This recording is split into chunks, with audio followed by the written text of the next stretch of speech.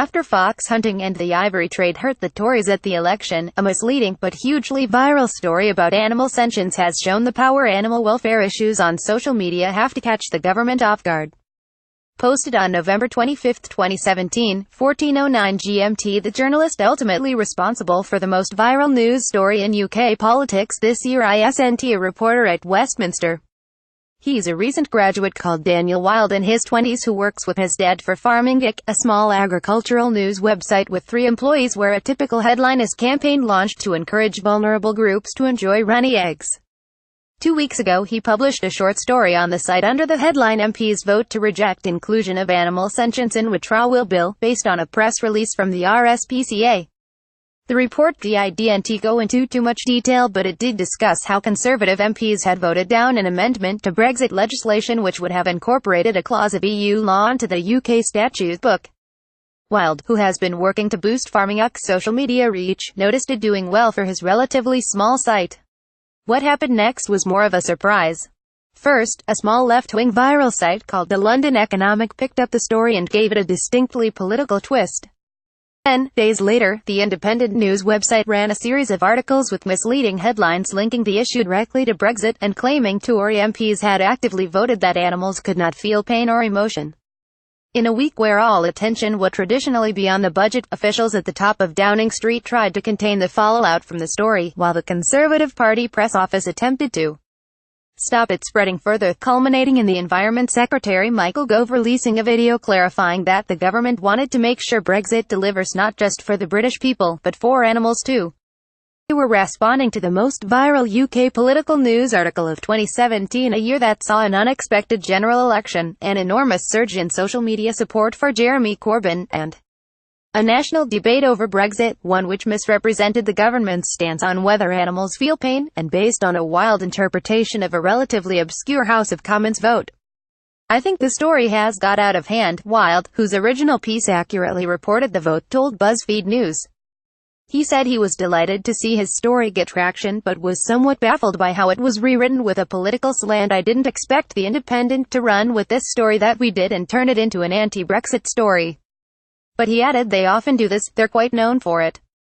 The explosive interest in the story shows how larger websites aggregate news from niche publications that have the potential to get widely shared by picking out the juiciest lines from pre-existing stories and slapping on a much more viral headline, without necessarily referring back to the original source material. While there's nothing new about bigger publications lifting stories from specialist outlets, the incentives of the internet have sped up the process and reduced the desire for nuance. Wild is the junior member of the strong editorial team at Farming Ick. The publication is based in the corner of West Yorkshire he calls Cleckheckman Facts. It's a long way from the London offices where the news agenda is traditionally set, but in their own way the national media helped push this story into the public conscience. The other member of the Farming Ick editorial staff, Wild's father, Keith, explained he wasn't that aware of the site's inadvertent impact on the UK political news agenda since he was too busy working on his company's other product, a monthly magazine called The Ranger, targeted at producers of free-range eggs. The Independent, Wild said they're just playing on their crowd on social media. It's quite a shameless pro-paper, so they'd just play on the story. He added that had been impressed with Gove's policies on improving animal welfare since he became Environment Secretary after the election. I'm not a Tory supporter, but I understand that they are trying to make this a more green-friendly country. It's been blown out of hand. The enormous debate over the story also shows a news industry where there are enormous incentives to exaggerate headlines in search of a viral hit, a government struggling to get its message across on a hostile internet, and a world where the technicalities of House of Commons legislation understandably make little sense to most of the public. Analysis by BuzzFeed News shows how coverage by The Independent on the Commons vote spread across the internet, ultimately dwarfing any other political news story in the UK this year, despite its dubious provenance. A comment piece originally entitled "The Tories have voted that animals can't feel pain as part of the EU bill, marking the beginning of our anti-science Brexit" has been shared more than 500,000 times on social media in the last 3 days, according to the news website's public statistics, substantially more shares than any news story about Theresa May, Corbyn, or Brexit managed in the last 12 months. A second post by The Independent on the same topic, originally with the factually inaccurate headline "MPs vote that animals cannot feel pain or emotions into the Brexit bill," was shared 180,000 times. Meanwhile, on Wednesday, after the government had strongly denied the story, the Independent's sister site Indy 100 published a name and shame list of the Conservative and UP MPs who voted against the amendment, which was shared 73,000 times. Celebrities amplified the stories. One share of the story by comedian Ricky Gervais attracted more than 100,000 interactions. Some, like Ben Fogal, even apologized for sharing the story after it emerged it wasn't accurate. Estimating actual traffic on the posts is impossible without access to the Independent's own analytics. If each share of the Independent's 3 stories on the topic had been seen by just 10 other social media users, then the headline could have been seen by 7.5 million people.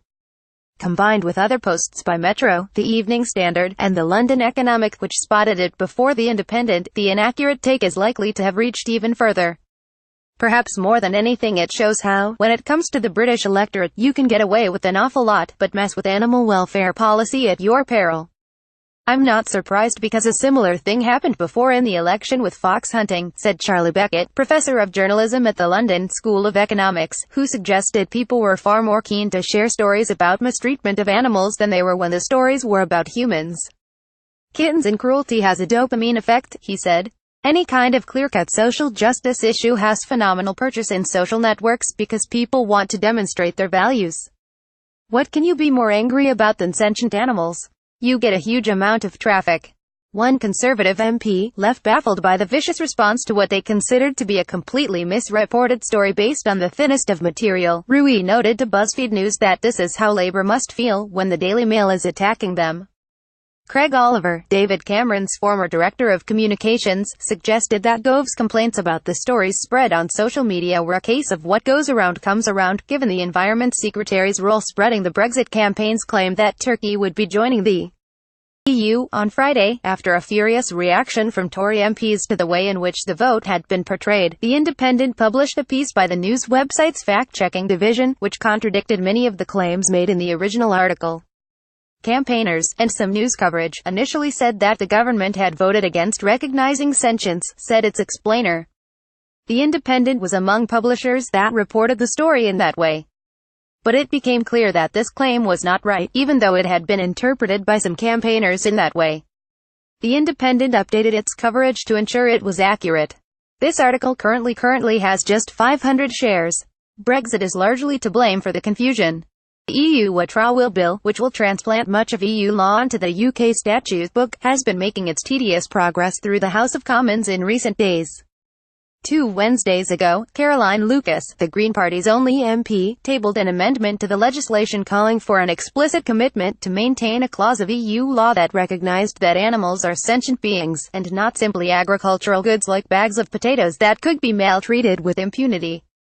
She explained that the policy, originally introduced into EU law under the Labour government in 1997, recognized that animals are aware of their surroundings, that they have the capacity to feel pain, hunger, heat and cold, and that they are aware of what is happening to them and of their interaction with other animals, including humans. She said she understood the legal reasons why this specific line of text would not be directly transferred across after Brexit and accepted that the government had pledged to rectify this, but it was not enough for Lucas. I am not for a moment suggesting that the result of our not closing it would be that we all suddenly went out and started murdering kittens. No one is suggesting such a thing, but I am saying that this is an important protocol, she said, later adding that it is almost by accident that the law will not be transposed. The government, eager to avoid the legislation being bogged down, said animal sentience was already recognized by existing UK legislation, and ordered its MPs to vote against the amendment, which was defeated, insisting it would deal with it later. It was, according to one Tory advisor, part of an effort to ensure the Brexit bill could progress with as few amendments as possible to ensure it made it into law. From our point of view, we always recognized that it was something we would need to do more on, said one Tory advisor. The government's plan on the withdrawal bill is to get through without amendments.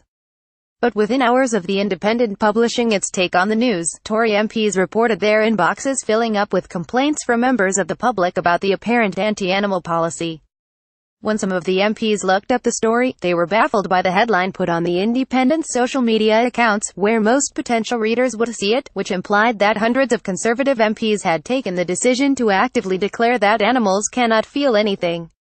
MPs just quietly voted that animals cannot feel pain or emotions, said one tweet, using the word just despite the events taking place 5 days earlier and quietly despite the fact it took place in the House of Commons and was only not well publicized because Maine journalists had failed to notice the very public vote the first time around. Another tweet went further, claiming that Tories had rejected all scientists and said animals don't feel pain. The story spread far and fast, despite a concerted fight back by Conservative HQ, which commissioned special videos and coordinated tweeting by Tory MPs. It's totally shocking that you can 100% misrepresent the government's position on this, said one senior Downing Street figure, who was furious at the Independent's coverage.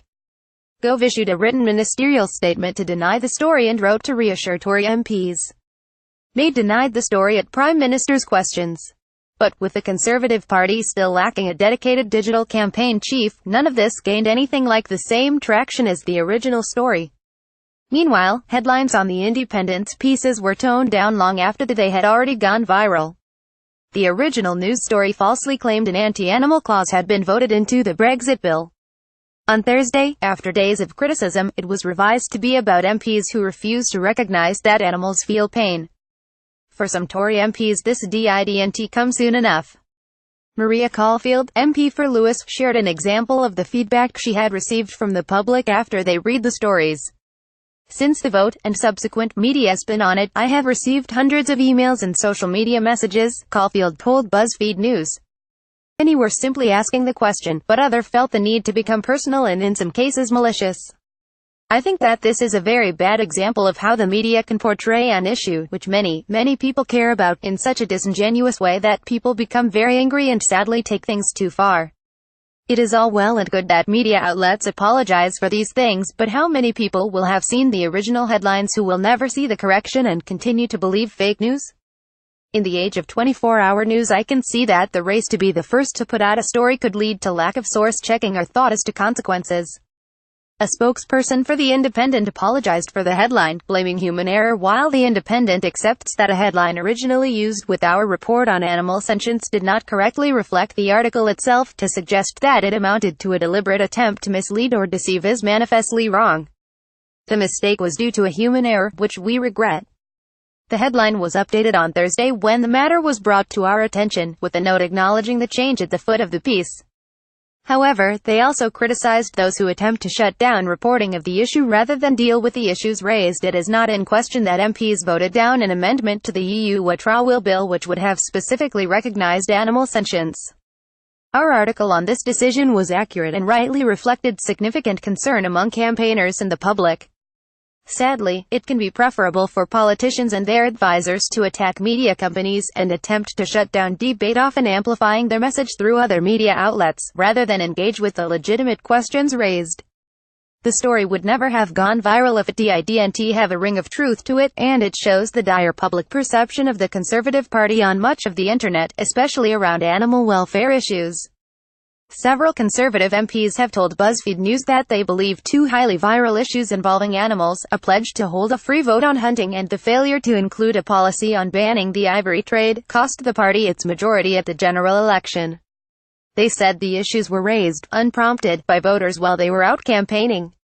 During the general election, according to BuzzFeed News figures, more people shared stories about the Conservatives' decision to back a free vote on bringing back fox hunting than about the future of the UK's relationship with the EU. Victoria Borwick, the Tory politician who lost the Kensington constituency by 20 votes, was a leading proponent of the antiques industry, which lobbied heavily against an ivory ban. Animal rights groups have told BuzzFeed News they paid for targeted advertising against the Conservatives in the constituency without the knowledge of the successful Labour candidate, which they believe could have swung the vote. Since the election, the Tory party has internally decided to put animal welfare issues, such as CCTV in abattoirs, taxing plastic bottles, and finally banning ivory, at the top of its agenda. Officially, its policy on legalizing fox hunting remains in a state of limbo, although the government has no intention to hold a vote and any motion would almost certainly be defeated. The RSPCA said it had been surprised by how some outlets had interpreted the sentience vote, even though it still wants further action. The so-called fake news that has been out there this week relates to some people's interpretation of what MPs meant when they voted against including animal sentience in the bill, i.e., some people imagined incorrectly that the MPs were voting that animals weren't sentient, can't feel pain, explained an RSPCA spokesperson. But the issue that animal sentience is not sufficiently covered in the existing legislation remains valid and is not fake news, and our press statements and social media posts have been very clear about the issue. What's more, the disputed reporting has had the inadvertent side effect of forcing the issue to the top of the political agenda, prompting videos from Gove promising to make Brexit work for animals. Ultimately, though, the story is a test of whether the Conservatives, traditionally the beneficiaries of a newspaper industry that skews right, can get their message to the public in a media world where the most surefire way to go viral and get traffic is to produce the most negative possible headline about the Tories, regardless of its accuracy.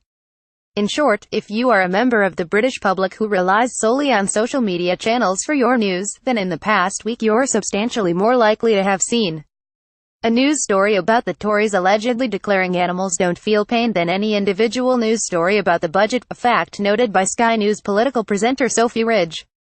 Or, as one Tory advisor involved in responding to the animal sentient story said, there are plenty of people who have always been conscious of the gap between what the media chooses to focus on in the Westminster bubble and what happens in the outside world. Got a confidential tip? Submitted here.